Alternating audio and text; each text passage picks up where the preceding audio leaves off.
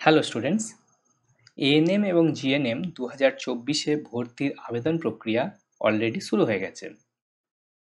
আজকের ক্লাসে আমরা দেখব যে এএনএম এবং জিএনএম 2024-এ যে ভর্তির অ্যাডমিশন টেস্ট, এই পরীক্ষাতে কোন কোন বিষয় থেকে প্রশ্ন আসবে, কত নাম্বার থাকবে, কোন বিষয় থেকে কতগুলো করে প্রশ্ন আসবে, সেই সাথে আলোচনা করব যে কোন কালারের বল পেন তোমরা ইউজ করতে পারবে, অ্যান্সার কোন প্রসেসে তোমাদের দিতে হবে, সমস্তটাই আলোচনা করব আজকের ক্লাসে। তো ক্লাসটা শুরু করা যাক। দেখো, এটা হচ্ছে সেই নোটিশটা যেটা প্রকাশ করা হয়েছে ওয়েস্ট বেঙ্গল জয়েন্ট এন্ট্রান্স বোর্ডের তরফ থেকে। দেখতে পাচ্ছ প্যাটার্ন অফ কোশ্চেন পেপার। এটা হচ্ছে এএনএম এবং জিএনএম এর যে সিলেবাস, সেই সিলেবাসটা হচ্ছে এইটা। দেখো কি বলছে, the paper will contain following sections. এই সমস্ত বিষয় থেকে প্রশ্নগুলো হবে। কোন কোন বিষয় থেকে স্যার? আজকে সেটাই দেখব।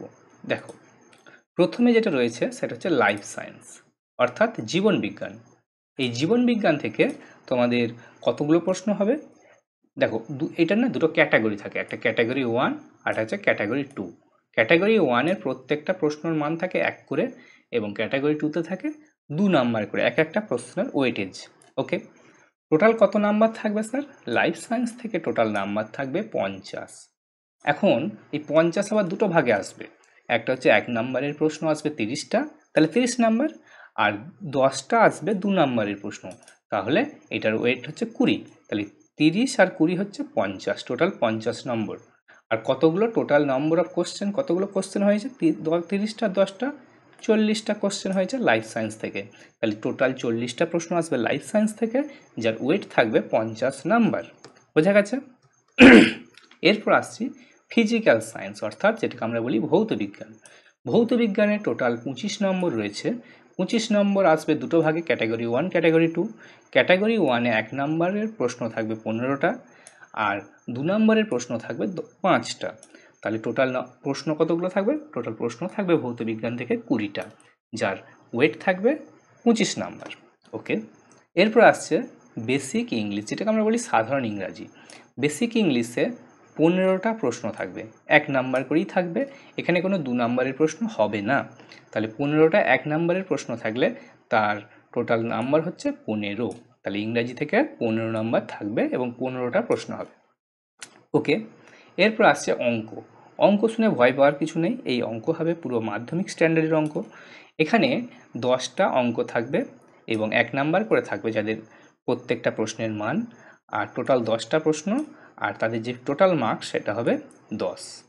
ওকে, এরপর হচ্ছে জেনারেল নলেজ। জেনারেল নলেজ হচ্ছে সাধারণ জ্ঞান। সাধারণ জ্ঞানের 10টা প্রশ্ন থাকবে, 1 নাম্বার করে থাকবে, তাহলে 10টা প্রশ্ন আর তার যে ওয়েট সেটা হবে 10 নাম্বার। সাধারণ জ্ঞান থেকে 10 নাম্বারের প্রশ্ন আসবে, 10টা প্রশ্ন আসবে, 10 নাম্বার থাকবে তার ওয়েট। ওকে, এরপর হচ্ছে লজিক্যাল রিজনিং। এটাকে আমরা রিজনিং, যেটা আমরা সাধারণত চাকরির পরীক্ষাতে করি সেই ধরনেরই রিজনিং। 5টা রিজনিং থাকবে 1 নাম্বার করে, তাহলে টোটাল 5টা প্রশ্ন, তার ওয়েট থাকবে 5 নাম্বার। ওকে, তাহলে 5টা রিজনিং আসছে। আমরা যদি টোটালটা দেখি তাহলে কতগুলো প্রশ্ন হবে মোট? টোটাল যদি আমরা দেখি তাহলে ক্যাটাগরি 1 অর্থাৎ 1 নাম্বারের 85টা প্রশ্ন হবে, 2 নাম্বারের 15খানা প্রশ্ন হবে। তাহলে মোট কত নাম্বার থাকছে? মোট তোমাদের 100টা প্রশ্ন হচ্ছে। এই যে 85 আর 15, 100টা প্রশ্ন থাকবে, যার টোটাল মার্কস 115 নাম্বার। বোঝা গেছে? এটা হচ্ছে সিলেবাসটা। কোন কোন বিষয় থেকে প্রশ্ন হচ্ছে সেটা বুঝতে পারলে, কতগুলো করে কোন সেকশনে কতগুলো করে প্রশ্ন হচ্ছে সেটাও বুঝতে পারলে। ঠিক আছে,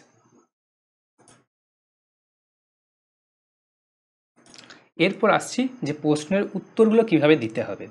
দেখো, এখানে বলে দেওয়া হচ্ছে যে all questions will be of multiple choice question, অর্থাৎ এমসিকিউ টাইপ, মানে তোমাদের অপশান দেওয়া থাকবে, সেই অপশান থেকে সঠিক উত্তরটা তোমাদের চিহ্নিত করে সেই তোমাদের যে ওএমআর শিট সেটা ফিল আপ করতে হবে। কতগুলো করে থাকবে? উইথ 4 অ্যান্সার অপশান, অর্থাৎ 4টে করে অ্যান্সার থাকবে, মানে একটা প্রশ্ন তার জন্য তোমাদের 4টে অপশান থাকবে। এই 4টের মধ্যে একটা সঠিক উত্তর হবে, সেই সঠিক উত্তরটা তোমাদেরকে ওখানে লিখতে হবে, সেই ওএমআরে তোমাদের ফিল আপ করতে হবে। Okay, time for the paper is 1 hour and half an hour, অর্থাৎ 1.5 ঘন্টা তোমাদের সময়সীমা থাকছে। The questions will be in both English and Bengali language. দেখো, এটা একটা প্রশ্ন তোমাদের অনেকের মধ্যেই থাকে যে প্রশ্নটা কোন ল্যাঙ্গুয়েজে হবে। প্রশ্নটা ইংরাজি এবং বাংলা দুটো ল্যাঙ্গুয়েজেই হবে। এখানে বলছে except basic English and logical reasoning. ইংরাজি তো প্রশ্নটা ইংরেজিতেই হবে, এটা তো বাংলা হওয়া সম্ভব নয়।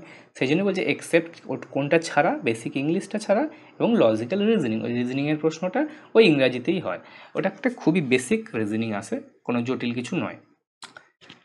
এক্ষেত্রে দেখো আরও একটা বিষয় বলে দেওয়া হচ্ছে যে সিলেবাস সম্পর্কে বলছে life science, physical science, mathematics will be based on 10 standard syllabi of the recognized board or council in India, and basic English, general knowledge, logical reasoning will be equivalent to 12 standard curriculum. এটার মানেটা হচ্ছে sir, তোমাদের যে ভৌত বিজ্ঞান, জীবন বিজ্ঞান, অঙ্ক, এইগুলোর যে স্ট্যান্ডার্ড হবে 10 স্ট্যান্ডার্ড, অর্থাৎ মাধ্যমিকের যে প্রশ্নের মান থাকে সেই মান অনুযায়ী হবে।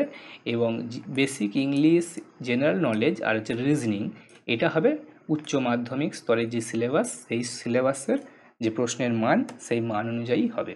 ওকে, এরপর আসছে mode of answering the examination, কীভাবে প্রশ্নের উত্তরগুলো দিতে হবে, যেটা তোমাদের বলছিলাম আগেই। দেখো, এটা বলছে তোমাদেরকে মূলত ওএমআর শিট দেওয়া হবে, সেই ওএমআর শিটেতে তোমাদের সঠিক উত্তরগুলোর জন্য ফিল আপ করতে হবে। সঠিক উত্তর, ওটাতে কিছু বাবল করা থাকে, হ্যাঁ, সেই বাবলটা তোমাদের ফিল আপ করতে হবে। এই যে darkening, candidates will indicate response to the questions by darkening the appropriate circle or bubble completely with blue or black ink ball point pen.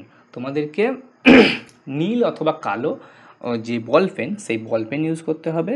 এবং তোমাদের ওএমআর শিটটা থাকবে, সেই ওএমআর শিটে যে সঠিক উত্তরটা হবে সেই সঠিক উত্তরের ঘরটা তোমাদেরকে ডার্কেনিং অর্থাৎ গোলাটা ভর্তি করতে হবে। এই যে সার্কেল আর বাবল করা থাকে ওএমআর শিটে, তোমরা জানো, সেটাতে ফিল আপ করতে হবে। ওকে, সেই সাথে বলে দেওয়া হচ্ছে যে যদি কোনো ক্যান্ডিডেট ওই বাবল ফিল আপ না করে, বাবলটা যদি সে ফিল আপ না করে সে যদি কিছু লিখে দেয় বা টিক চিহ্ন দিয়ে দেয়, এই যে সার্কেল আর বাবল, এটার বদলে সে যদি টিক দেয় বা নট ডট মার্ক করে দেয় বা সার্কুলার মার্ক করে, সেক্ষেত্রে কিন্তু কি হবে না, এটা ক্যান্সেল হয়ে যাবে ওই মার্কশিটটা। তাই তোমাদেরকে ওই গোলাগুলোকেই ফিল করতে হবে। ওকে, আর সেক্ষেত্রে দেখো আরেকটা কথা বলা হচ্ছে, response marking can not be edited, changed, erased, modified. Okay, মানে তুমি একবার যদি সঠিক উত্তরটা দিয়ে দাও, অর্থাৎ একটা গোলাকে তুমি ফিল করে দিলে, তারপর কিন্তু ওই গোলাটা আর কখনো বলছে এডিট করতেও পারবে না, চেঞ্জ করতেও পারবে না, ইরেজও করতে পারবে, মুছতেও পারবে না। ওকে, কারণ তুমি তো পেন দিয়ে ফিল আপ করে দিচ্ছ, সেটাই বলছে। তাহলে বোঝা গেল, এই ছিল সিলেবাসটা, ডিটেলস আলোচনা করে দেওয়া হলো, অ্যান্সার দেওয়ার প্রসেসটাও বলে দেওয়া হলো। তোমাদেরকে ব্লু অথবা ব্ল্যাক বল পেন ইউজ করতে হবে। তো পরবর্তী আপডেট পেতে আমাদের সাথে জুড়ে থাকতে চ্যানেলটিকে সাবস্ক্রাইব করে নিও। তো দেখা হচ্ছে পরের ক্লাসে। Thank you.